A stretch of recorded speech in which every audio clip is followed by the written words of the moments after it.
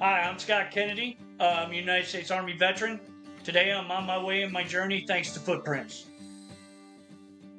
I went in 1990, I got out in 93, and then after 9/11, I went back in. I was invincible. That's the infantrymen were first to fight. In order to recapture that feeling, I turned to crystal meth.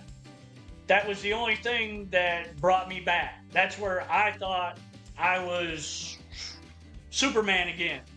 I really became, I don't know, a monster. I had no friends.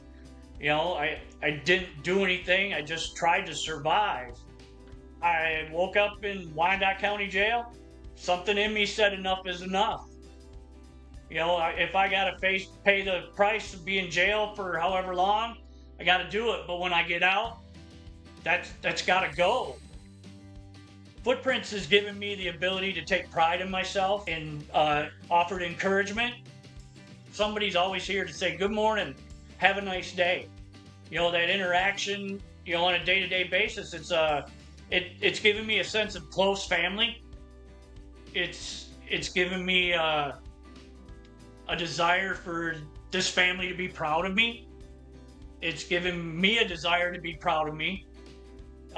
It just helps me continue on this journey that isn't all unicorns and rainbows. It's a place where it's made me feel human again, and it's getting me ready to be on my own. I just like to say to my fellow veterans, ask for help. Nobody needs to be homeless. There's help, and with help there's hope.